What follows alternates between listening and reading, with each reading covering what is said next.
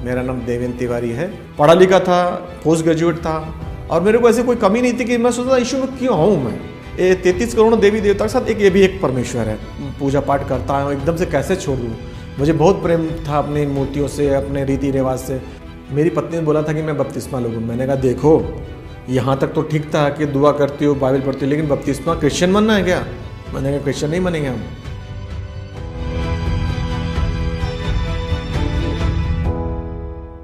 मसीह में प्यारे भाई बहनों, नमस्कार, जय मसीह की। मेरा नाम देवेंद्र तिवारी है। मैं उत्तर प्रदेश कानपुर में मेरा जन्म हुआ। मेरे को परवरिश, मेरी जो अपब्रिंगिंग हुई वो एक हिंदू ब्राह्मण परिवार में हुई। मैंने बचपन से अपने पापा को देखा और उनको मैंने देखा था कि कैसे वो कर्म कांड करते थे और 5 बजे से ही सारे मंत्र चलने लगते थे।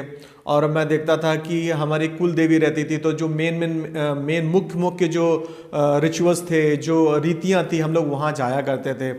तो मैं इस तरीके से और कई बाबाओं के पास भी जाते थे, मतलब कुल मिला के मतलब तंत्र मंत्र भी करते थे। तो कुल मिलाकर के मैंने ये देखा था कि ये मूर्तियाँ, ये सब यही भगवान है, यही परमेश्वर है। 33 करोड़ देवी देवता जो हुआ करते थे। तो और मैं ये देखता था कि ये जो है ये सबको मानना चाहिए। मेरा ऐसा सोच बन गई थी कि यही सच है और यही सबको मानना चाहिए। और मैं देखता था कि वो मेरे पिताजी जो थे इतना ज़्यादा कर्मकांडी थे कि मतलब वो कुछ भी हो जाए वो व्रत करना नहीं छोड़ते थे। और वो जॉब भी करते थे और रात में आते थे, फिर भी वो अपनी मूर्तियों की मतलब उपासना करते थे। ये चीज़ें मेरे अंदर बहुत डीप डाउन भर गई थी। मैं भी बचपन से सोचता था कि मैं भी आगे चल करके ऐसे ही करूँगा, एक पंडित बनूंगा और साथ में जॉब भी करूँगा। तो इस तरीके से मेरी अपब्रिंगिंग हुई, मेरा इस तरीके से मैं बड़ा हुआ। फिर उसके बाद मेरी जब शादी की लड़की देखने के लिए बुलाया गया तो मैं छुट्टी लेकर के हैदराबाद से एयरफोर्स में मैंने ज्वाइन करा था। तो मैं एयरफोर्स से हैदराबाद से कानपुर आया अपने नेटिव प्लेस पे।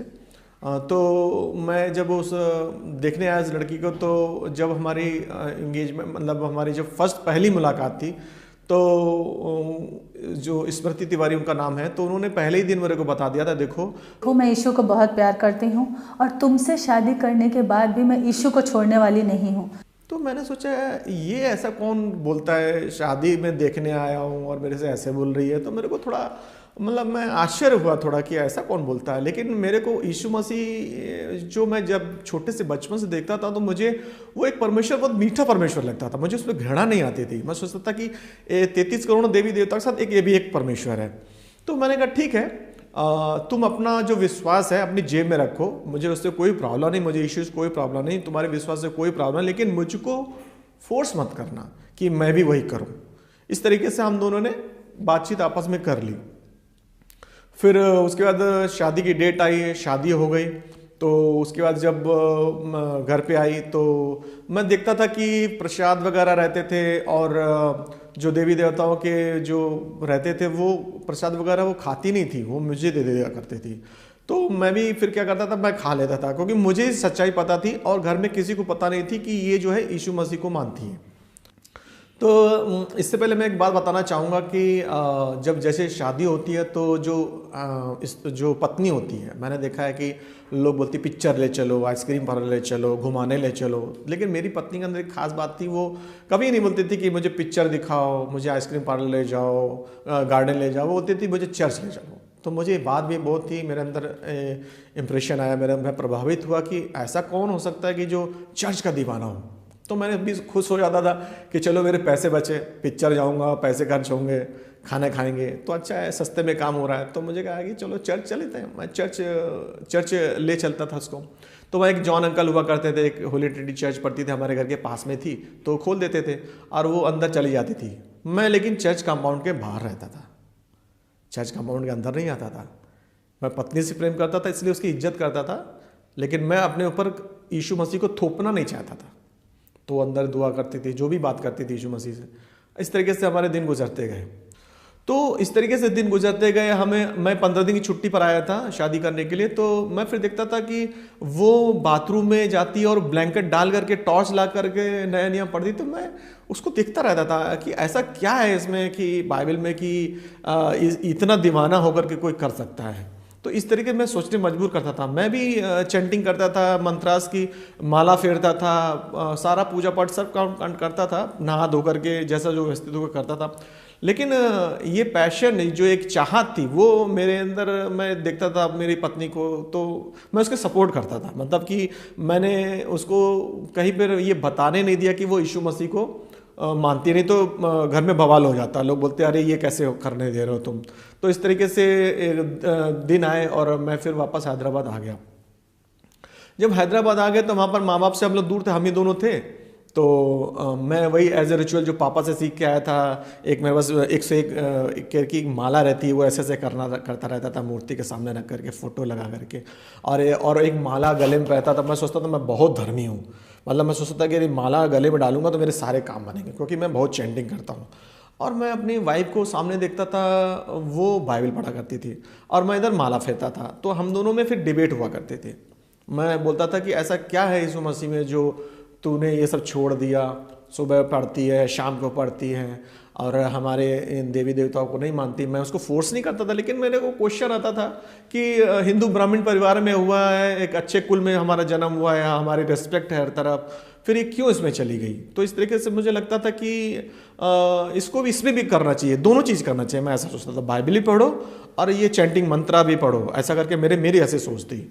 और फिर उसके बाद मैं उसको डिबेट करता था, मैं उससे वाद विवाद करता था। मैं कहता था कि क्या है यीशु में, तो बोलते थे कि यीशु मसीह सच्चा परमेश्वर है, हमारे लिए जान दी, हमारे लिए कोड़े खाए, जी उठा। तो हमने कहा कि इसमें भी ऐसे ही सब कुछ है, इसमें भी क्या खास है, क्या ऐसी टीचिंग है।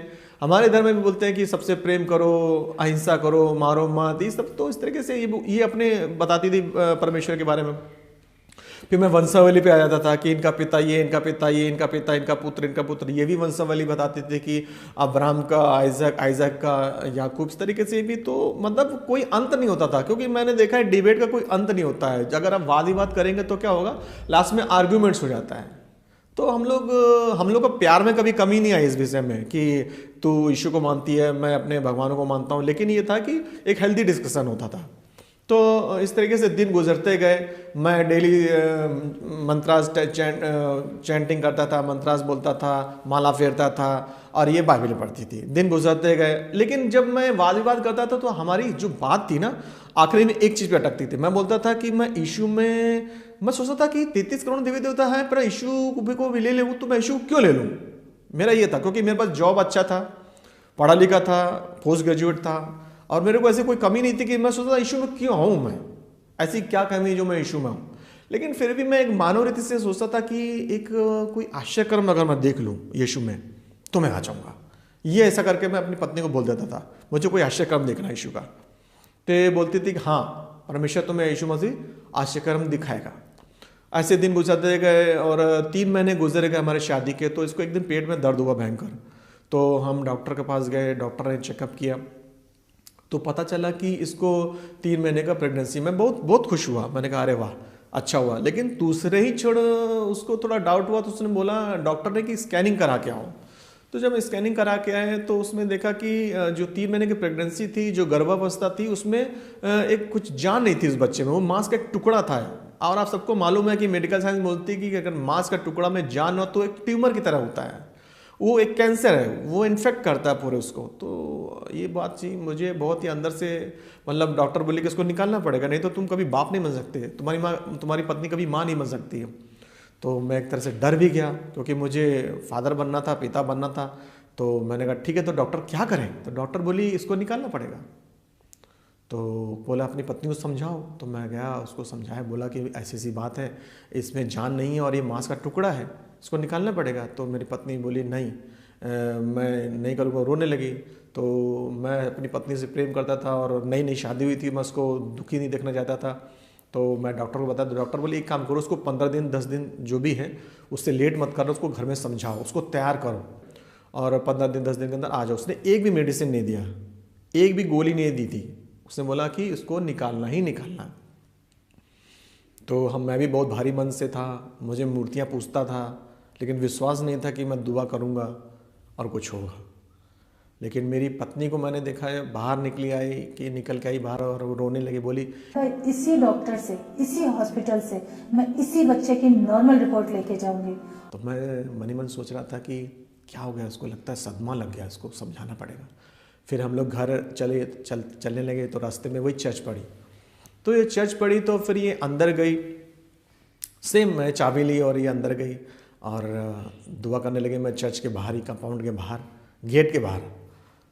तो उसने दुआ करी और बाहर आई। तो मैंने पहली बार उससे पूछा कि तुमने क्या मांगा यीशु मसीह से? तो उसने बोला, मैंने कहा मैंने इस बच्चे का जीवन दान मांगा। मैंने कहा कि यही बच्चा मेरी गोद में आए, और मैंने उसके साथ ही साथ एक वाचा बांधी है कि जब ये बच्चा हमारे जीवन में आएगा, अब से देवेंद्र तिवारी के वंश में कोई दूसरा ईश्वर नहीं होगा, सिर्फ और सिर्फ यीशु मसीह, तू ही हमारा परमेश्वर होगा। तो मैं चौंक गया। मैं सोचता था कि एक वादा करना, एक प्रतिज्ञा करना, ये प्रॉमिस करना, मुझे पता था इस बात की गहराई कि अगर तुम किसी भगवान से, किसी परमेश्वर से कुछ प्रतिज्ञा करते हो तो पूरी करनी पड़ती है। तो मैं डर गया। मैंने बोला कि ये तूने क्या मांग लिया कि मेरे वंश से, मेरे वंश से कोई दूसरा परमेश्वर नहीं हो गया? लेकिन मेरे अंदर एक लालच भी था। मैं सोचता था कि चलो यीशु मसीह से सही कहीं से भी हो, मुझे बच्चा मिल जाएगा, फिर मैं अपनी मूर्तियों में लौट जाऊंगा, क्या फ़र्क पड़ता है। तो इस तरीके से दिन पूरे हुए। फिर दिन जब पूरे हुए, डॉक्टर की बात मुझे याद आई, उसको लेके चलना है। तो मैंने कहा चलो तैयार हो जाओ, डॉक्टर के पास चलना है, अबॉर्शन करना है, इसको निकालना है क्योंकि इसमें जान नहीं है।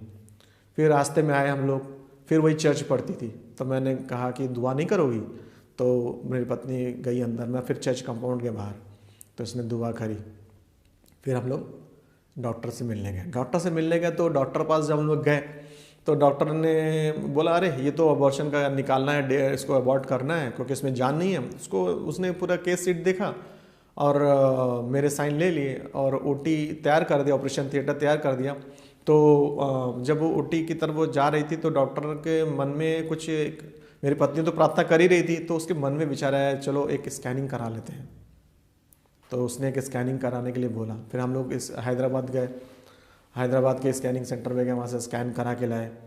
तो जब स्कैनिंग की रिपोर्ट आई तो डॉक्टर भी परेशान हो गई, बोले अरे ये क्या हो गया, इसका तो पूरा बॉडी पार्ट बन गया, इसमें तो जान है। तो उसने पूछा मेरी पत्नी से कि तुम कहाँ गए थे? कहीं नहीं गए थे, हम यीशु की शरण में गए थे। लेकिन जब मैंने ये चीज़ देखी तो मेरा अंदर से दिल हिल गया। मैंने कहा अरे ये क्या हो गया, दुआ करी और ये काम हो गया। और मुझे पत्नी की भी याद आई कि उसने कहा था कि मैं यहाँ से नॉर्मल रिपोर्ट लेके जाऊँगी। जनरली जो लेडीज़ होती हैं वो घर जाती हैं, वहाँ पर डिलीवरी कराना अच्छा रहता है, तो मैं उसको घर छोड़ के आया। फिर जब समय हुआ तो मैं छुट्टी लेकर के कानपुर गया। तो वहाँ मरियमपुर, इसको पेट में दर्द हो तो मरियमपुर हॉस्पिटल जब समय पूरा हुआ तो वहाँ एडमिट करा दिया।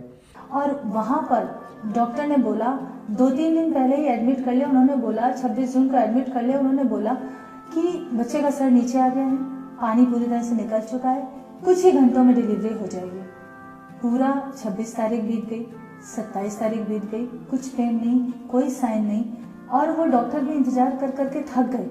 फिर फाइनली उन्होंने डिसीजन लिया कि अब कोई चारा नहीं है, अब ओटी तैयार करो, अभी सिजेरियन करना पड़ेगा। और वो टाइम पे भी मेरे हस्बैंड ने सिजेरियन पेपर पे, सिजेरियन करने के लिए मेडिकल पेपर पे साइन कर दिए। इसलिए मैं बार बार मैसेज दे रही थी अंदर से कि जाइए और प्रेयर करवा के आइए। तो मैं भाग के दुआ कराता था। वहाँ से ब्रदर सिस्टर ये बोलते थे, ब्रदर चिंता मत करो, हमने दुआ करी है, नॉर्मल डिलीवरी होगी और लड़का ही होगा। मैं बड़ी खुशी से आता था। फिर इधर मैं मंत्र भी मारता था, हालेलुया। 3 बज गए, फिर डॉक्टर मेरे को ढूंढता है, नर्स आई, बोला देवेंद्र तिवारी कौन? बोला मैं डर गया, क्या कर दिया मेरी पत्नी का? बोले तुम्हें लड़का हुआ।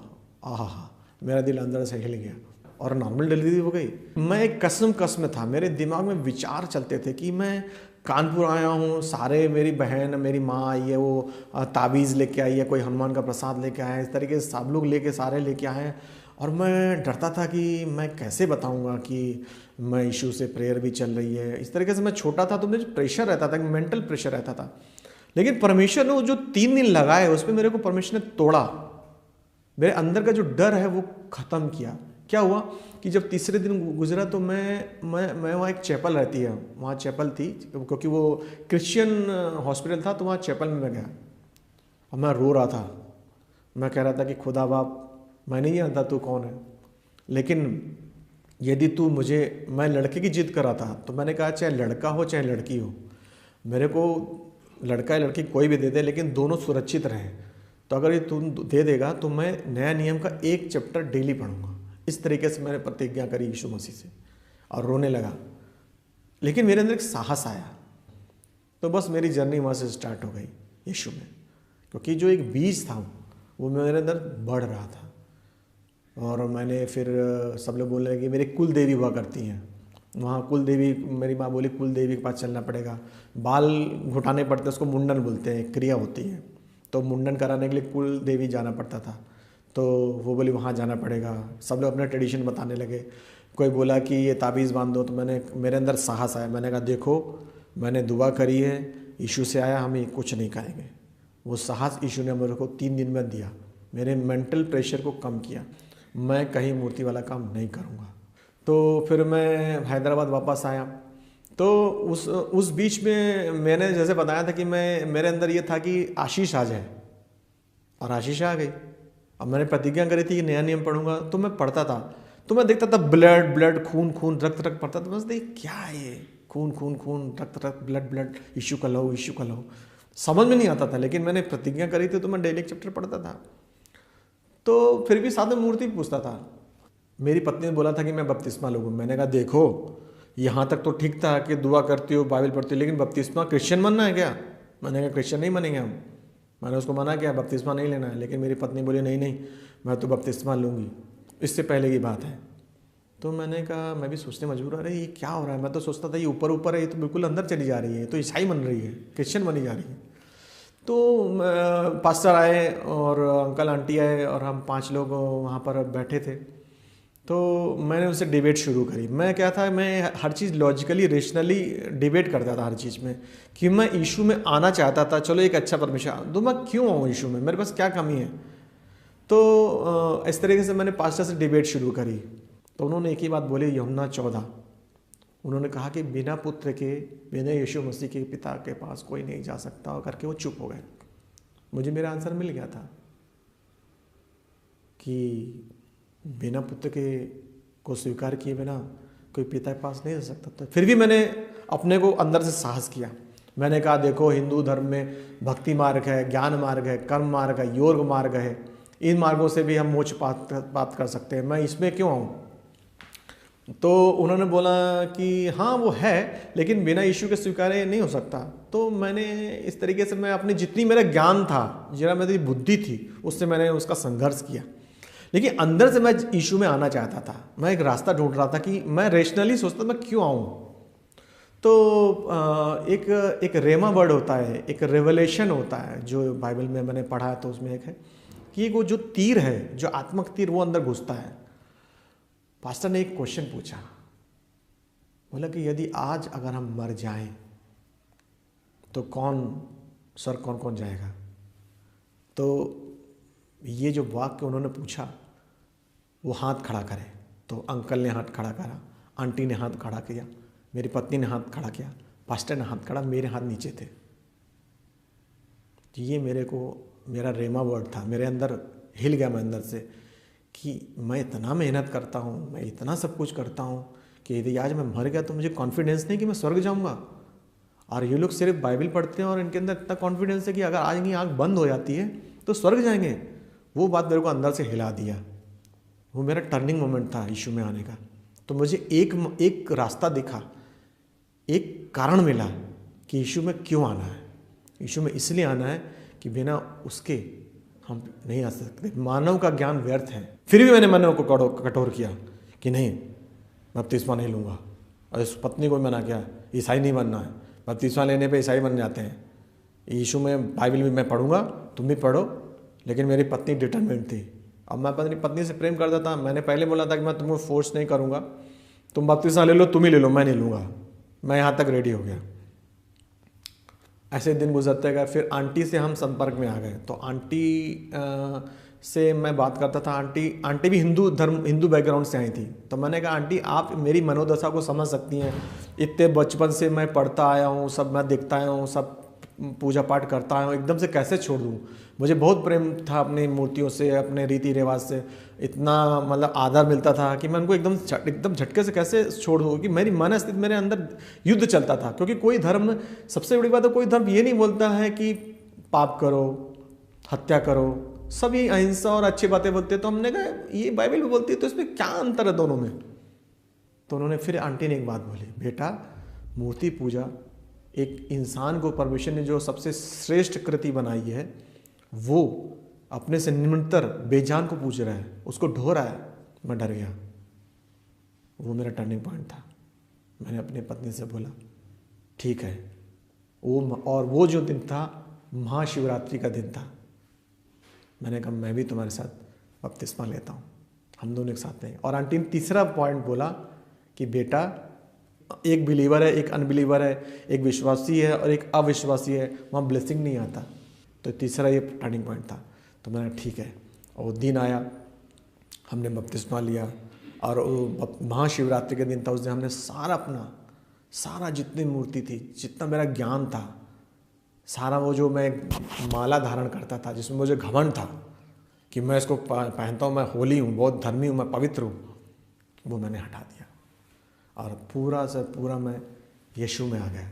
अच्छा, मेरे अंदर क्या था, एक पैशन आ गया।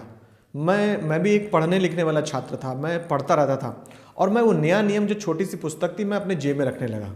मैं ऑफिस जाता तो मैंने डिबेट शुरू कर दी। लोग बोले अरे तू क्रिश्चियन बन गया। मैं विश्वासी बना हूँ, यीशु का चेला बना हूँ। बाइबल में कहीं कन्वर्जन नहीं है, बाइबल में कहीं क्रिश्चियन का परमेश्वर नहीं लिखा है, बाइबल लिखा है जाति जाति का परमेश्वर। मैं पढ़ता था, मैं बोला उनसे। और जब मैं नया विश्वासी था, मुश्किल से 15 दिन का, तो मेरे से डिबेट लोग करते थे। 20-20 लोग एक तरफ खड़े हो जाते थे, मैं अकेला। मैं बोलता था मैं यीशु में क्यों, क्योंकि मेरे को रीजन मिला था मैं यीशु में क्यों आया, क्योंकि मैंने तर्क से आया था कि मैं यीशु में क्यों आया। मैं उनको बोलता था मैं यीशु में इसलिए आया। तो बोलते थे कि तुझे पैसा मिला होगा। मैंने कहा हाँ मुझे पैसा मिला। बोले कितना पैसा मिला? हमने कहा यीशु मसीह ने मेरे लिए जान दी, कोई किसी के लिए जान नहीं देता, मुझे वो पैसा मिला। वो एक जीवित परमेश्वर है। लोग बोलते थे पागल हो गया है। इस तरीके से मेरी जर्नी शुरू हुई। बाइबल बताती है कि हमारा रूपांतरण होता है, हमारा ट्रांसफॉर्मेशन बनता है। हम एक अच्छे पति बन जाते हैं, एक हम अच्छे वर्कर बन जाते हैं, हम एक अच्छे नागरिक बन जाते हैं, हमारे सारे मन की गंदगी हट जाती है, हम अंदर से शुद्ध होते हैं। तो मैं देखता था कि मेरे अंदर क्या परिवर्तन आया है। मैंने बपतिस्मा ले लिया, मैं नए परमेश्वर को स्वीकार कर लिया। तो मेरे अंदर चेंजमेंट क्या है, मैं क्या करता हूँ ऐसा गलत जो मुझे नया सृष्टि बनना चाहिए। तो मैं देखता था मैं गाली देता था। तो मैंने हाँ मैं गाली देता हूँ, मैंने गाली देना बंद कर दिया। नई सृष्टि बाइबल मना करती है। मैंने फिर अंदर और देखा तो हमारे एयरफोर्स में 6 बोतल मिलती है, लिकर मिलती है, दारू मिलती है, सबको मिलती है। तो मैं क्या करता था, पीता नहीं था लेकिन वो बेच देता था, उसका पैसा मिलता था, डिफरेंस मिलता था, अच्छा पैसा मिल जाता था, तो एक अच्छी इनकम हो जाती थी। तो बाइबल ने मेरे से बात की, बच्चे ने मुझसे बात करी कि तुम नई सृष्टि हो, तुम नहीं पीते हो लेकिन तुम्हारे खाते से, तुम्हारे अकाउंट से कोई दूसरा दारू पी रहा है, तुम पाप की कमाई खा रहे हो। तो मेरे अंदर परिवर्तन आया। मैंने नहीं ये बंद करता हूँ, मैंने वो बंद किया। फिर मैं टीवी देखता था, टीवी में ऐसी पिक्चर आती थी जो नहीं देखना चाहिए, वो मैंने बंद करी, क्योंकि लोगों को नहीं पता होता है। लेकिन जैसे जैसे आप बाइबल पढ़ते हैं, वचन बात करता है, अंदर से परिवर्तन आता है।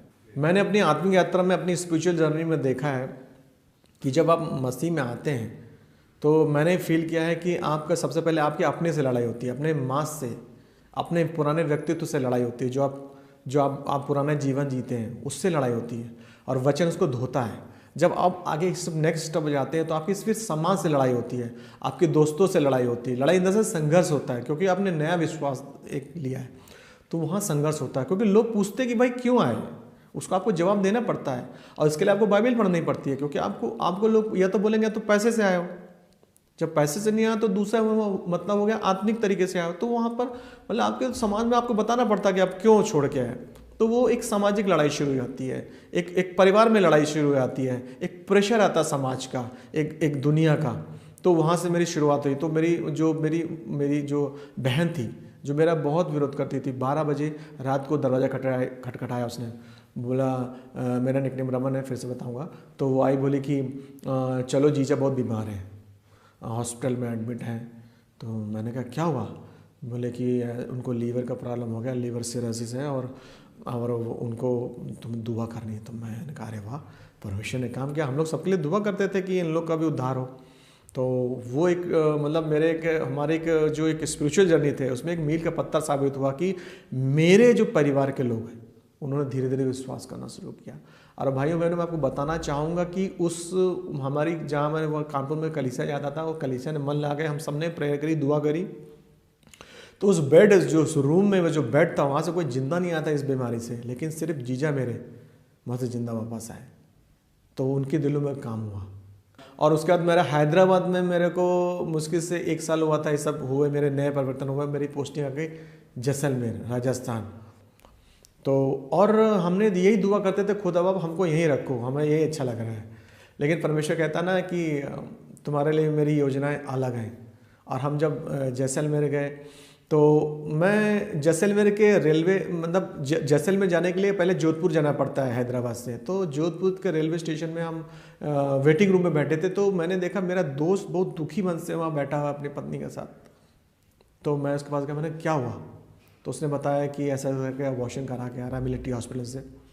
तो मैंने अपने पत्नी को बुलाया, क्योंकि वो पैशनेट है वो।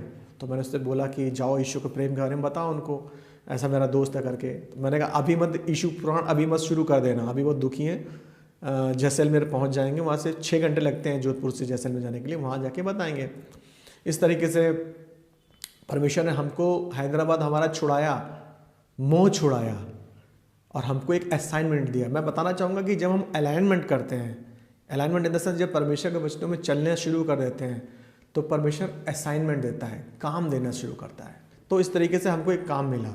और हमको देखिए, मैं बताना चाहूँगा, हमको न कोई बाइबल का ज्ञान हुआ था, ना हमारे पास्टर से हमारी बाइबल स्टडी हुई थी। हम लोग तो एक नए विश्वासी थे, और हमको सीधा सीधा जैसलमेर राजस्थान भेज दिया, जो वहाँ पर बॉर्डर एरिया था। और वहाँ पर हमको सोचो आत्मा ने बढ़ाया, एक ऐसा काम दिया जो सूखे निर्जन प्लेस में, जहाँ पर एक चर्च भी हमको नहीं मिली थी, वहाँ पर एक काम दिया। और मेरी पत्नी उनके पास जाने लगी, लेकिन परमेश्वर ने इनिशिएट मुझे यूज़ किया। मेरी पत्नी उनके पास जाने लगी और वहाँ पर उनसे दुआ करने लगी, और परमेश्वर को आशीष दिया, और उनका साल्वेशन हुआ, उनका तारण हुआ। मतलब वो भी ब्राह्मण परिवार से थे। मतलब बताना चाहूँगा कि परमेश्वर ने कैसे पहले आपको अलाइनमेंट कराया, आपका उद्धार किया, फिर उसके असाइनमेंट दिया, फिर एक और परिवार वहाँ मिला।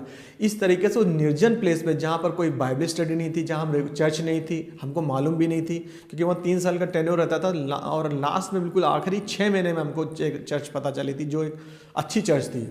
और वहाँ पर मेरा और एक काम हुआ मेरे जीवन में, कि परमेश्वर धीरे धीरे आपके अंदर से कंकड़ पत्थर हटाता है। मेरे जॉब इतने टफ था वहाँ पर, क्योंकि वहाँ पर आर्मी एरिया था, वहाँ ऑपरेशनल बेस था, और वहाँ पर सारे टेंट में होता था, एक पहाड़ी टाइप में मेरा ऑफिस था, टेंट था। वहाँ पर मेरी शिफ्ट रहती थी, सुबह जाओ 2:30 बजे आ जाओ, फिर रात में 6 बजे चले जाओ, अगले दिन सुबह आओ। तो मतलब वहाँ पर कुछ नहीं रहता था, मैं एक बाइबल रहती थी और परमेश्वर, अब मेरा वर्क स्पॉट।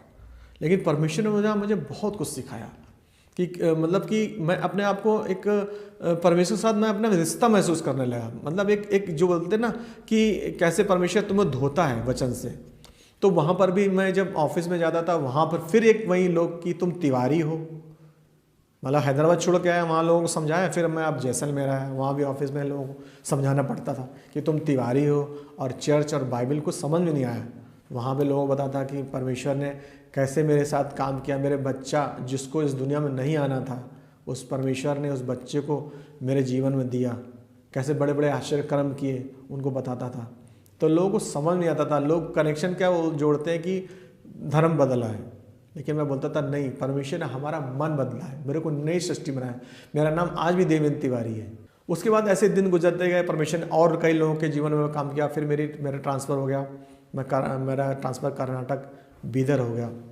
और हमको भी परमेश्वर बोला कि परमेश्वर दास ने कि परमेश्वर तुमको भी इस्तेमाल करेगा। लेकिन हम लोग को विश्वास नहीं होता था कि हाँ रे हमको क्या इस्तेमाल करेगा, हम लोग तो अभी 3 साल हुए हैं और हमें क्या इस्तेमाल करेगा। इस तरीके से हम लोग हंसते थे मन ही मन, मतलब कि हमें क्या नॉलेज है जो हम इस्तेमाल करेगा।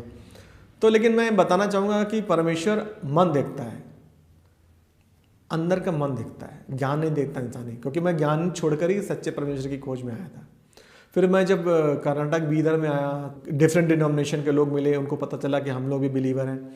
तो एक ऐसी एक सभा थी, उन्होंने बोला कि ब्रदर मैसेज दो करके मेरे पास बाइबल पकड़ा दी। मैं सोचा मैसेज दो, मैं क्या मैसेज दूँ, और बाइबल पकड़ा दी। मेरे को कितना पढ़ा मुझे खुद ही ज़्यादा पता नहीं, लेकिन परमेश्वर ने मेरे को वहाँ से शुरुआत करी, मेरे को वहाँ से वचन देना शुरू किया। फिर वहाँ पर धीरे धीरे जब मैं वचन देना शुरू किया, मेरे अंदर विश्वास आया कि हाँ मैं वचन दे सकता हूँ। मैंने और बाइबल अध्ययन शुरू करा। तो मैं मंगलवार की एक प्रार्थना सभा शुरू करी। वहाँ पर मैं देखता था कि मेथडिस्ट के भी लोग, हिब्रोन के भी लोग, पेंटाकोस्टल के लोग, रोमन कैथोलिक्स लोग, सब लोग इकट्ठा होने लगे और पूरी भर गई वो जगह। इस तरीके से परमेश्वर हमें वहाँ मंगलवार की हमारी सब प्रार्थना सभा को बढ़ाने लगा और वहाँ पर भी बहुत सारे लोग प्रभु में आए। फिर वहाँ पर भी जब मैंने जैसलमेर लोगों को बताया कि मैं कैसे प्रभु में आया, क्यों आया, फिर मैं ये सामना मेरा बीदर में, कर्नाटक में हुआ। वहाँ फिर क्वेश्चन कि तुम तिवारी, तुम ब्राह्मण, तुम बाइबल और चर्च कैसे आए? तो फिर मैं वहाँ बताता था कि यीशु ने हमारे जीवन में कैसे बड़े बड़े काम, तो लोगों को वो आंसर मिलते थे और उस तरीके से लोग कनेक्शन जोड़ते थे कि इसकी पत्नी क्रिश्चियन रही होगी और उसने लव मैरिज करी होगी। तो इस तरीके से लोगों को बताते थे भाई ऐसा नहीं है। फिर ऑल ऑफ सडन मैंने देखा वहाँ पर एक हैदराबाद से एक फैमिली आई और हम एयरफोर्स में फेमस हो गए थे कि ये लोग दुआ करते हैं यीशु में। तो वो फैमिली आई, उन्होंने मेरे को फ़ोन करके बोला कि मेरी पत्नी जो है ईवल स्पिरिट से ग्रसित है, उसके लिए दुआ करो। तो हमारे फिर देखो कैसा परमेश्वर यूज़ करता है। जैसे मैंने पहले बताया था कि जब आपकी आत्मिक यात्रा शुरू होती है तो पहले आपको अपने आप से लड़ना पड़ता है, फिर आप समाज से लड़ते हैं। जब आपका तीसरा लेवल आता है तो आपका आत्मिक युद्ध शुरू हो जाता है। और बाइबल में जितना मैंने अध्ययन किया है कि बाइबल 2 बातों पर आधारित है, मसीह जीवन 2 बातों पर आधारित। एक है मसीह पर विश्वास, दूसरा आत्मिक युद्ध। जब हम मसीह में आते हैं तो चाहे आप शामिल हो चाहे ना हो, आप एक आत्मिक युद्ध में शामिल हो जाते हैं। तो फिर हमको वहाँ पर एक असाइनमेंट मिला। क्या मिला? हम और देखो परमेश्वर कैसे इस्तेमाल करता है कि हम कोई पास्टर नहीं थे, हम कोई बहुत बड़े सेवक नहीं थे, लेकिन परमेश्वर हमको कहाँ ले जा रहा है? आत्मिक युद्ध में। तो मैंने कहा ठीक है। और मेरे को एक धुन थी, मेरी पत्नी तो पक्की थी धुन में, स्मृति तिवारी जबरदस्त, और मेरे अंदर भी धुन थी कि हाँ मुझे ये पता था, एक बात मुझे पता थी कि यीशु में सब कुछ संभव है, इसलिए मैं डरता नहीं था। मुझे पता था कि यीशु मसीह एक सच्ची शक्ति है, क्योंकि मैं पुराने जीवन मूर्तियों से निकल के आया था। मुझे पता था कि यही शक्ति है जो सबको हरा सकती है। तो मैंने कहा हाँ तेरी पत्नी ठीक हो जाएगी, उसको इविल स्पिरिट भाग जाएगा, हम दुआ करेंगे, यीशु में हम लोग दुआ करेंगे। तो धीरे धीरे हमने जब उसने अपना घर में बुलाया, तो मैं आपको खुदा बाप यीशु मसीह की ताकत के बारे में बताना चाहूँगा कि जब मेरी पत्नी को मैंने बताया था कि मैं ऐसे आदमी से मिलने जा रहा हूँ, दुआ करो। और मेरी पत्नी को अंदर स्पिरिट में मालूम चल गया था कि एक बहुत बड़ा स्पिरिचुअल वारफेयर करना है, आत्मिक युद्ध लड़ना है। तो हम जब दोनों घर गए तो जब हम लोग स्टेप ले रहे थे सीढ़ी पर, उसका 2nd फ्लोर पर जाकर, तो वहाँ से ही उसकी पत्नी चिल्लाने लगी, एकदम से पूरा आवाज़ें निकालने लगी। और हम लोग नए नए थे, 3 साल के। मेरा मसीह जीवन तो 3 ही साल शुरू हुआ था, मेरी पत्नी तो पहले से थी। लेकिन मैं सोचता था अरे बाप रे, यीशु में इतना नाम है कि हम लोग जब अंदर आए और यीशु के नाम के लोग आ रहे हैं और वो हिलने लगी पूरी। मतलब मैंने पहली बार मैं डर गया। मतलब एक तरह से मैं अपने को संभाला कि वो जमीन से कम इतना नीचे से इतना ऊपर उठ जा रही थी। यीशु के नाम बताए नहीं कि उतना विचित्र आवाजें निकालने और उठने लगी। तो मैंने कहा मैंने एक नया एक्सपीरियंस लिया कि तीसरा स्टेप स्पिरिचुअल वारफेयर, आत्मिक युद्ध। और मैं आपको बताना चाहूँगा खुदा के लोगों, वो बिल्कुल मुक्त हो गई। वो है हमारे परमेश्वर की ताकत। यानी कि जब हम मसीह में आते हैं, हमारा परमेश्वर हमें नया बनाता है, साथ साथ हमको परमेश्वर से हमारा अलाइनमेंट होता है, फिर परमेश्वर हमको असाइनमेंट देता है और हमारे अंदर की सारी चीज़ों को वो निकालता है, हमें नया बनाता है, हमें एक नई सृष्टि बनाता है। दोनों में विरोध आता है लोग। और मैं और बताना चाहूँगा कि मैंने MCA किया था, तो मैं IT डिपार्टमेंट में वहाँ काम करता था। तो वहाँ पर मतलब स्पेशल सेल में काम करने, मतलब वहाँ पर आप काम करते हैं तो मतलब आपको बाइबल पढ़ते हैं और तिवारी टाइटल हो तो थोड़ा हजम नहीं होता, लोग कनेक्शन दूसरा निकालते हैं। तो कई लोग मेरे पीछे भी मेरे को उन्होंने मतलब बोलना चाहा कि मेरी इन्वेस्टिगेशन हुआ कि भाई तुम यीशु में क्यों आए, मतलब एक अलग तरीके का जो ऑफिशियल बोल सकते हैं। तो मैं, क्योंकि उतने लोग बैठे थे ऑफिस में, मुझे वहाँ से खड़ा किया कि देवेंद्र तिवारी कौन है, क्योंकि एयरफोर्स में फेमस हो गया था ये जो केस जो बताया, जो एक कपल आया था हस्बैंड वाइफ, वो इविल स्पिरिट से फ्री हो गया, तो हम लोग दुआ करी थी, तो सब तरफ बात फैल गई थी।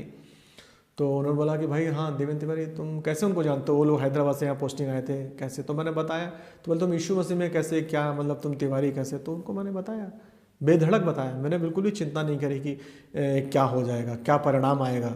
मैंने बताया ऐसे ऐसे करके मैंने विश्वास करा, मैं कैसे कैसे मसीह में आया, गवाही दी। तो मैं खुदा बाप की ताकत के बारे में बताना चाहूँगा मेरे प्यारे भाई और बहनों।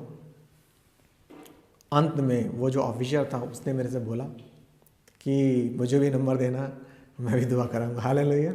मतलब मैं परमेश्वर की ताकत के बारे में बताना चाहूँगा कि जो इन्वेस्टिगेट कर रहा है वही बोल रहा है कि मैं भी दुआ कराऊंगा, मैं भी प्रेयर कराऊंगा, मेरी भी ऐसी ऐसी प्रॉब्लम है।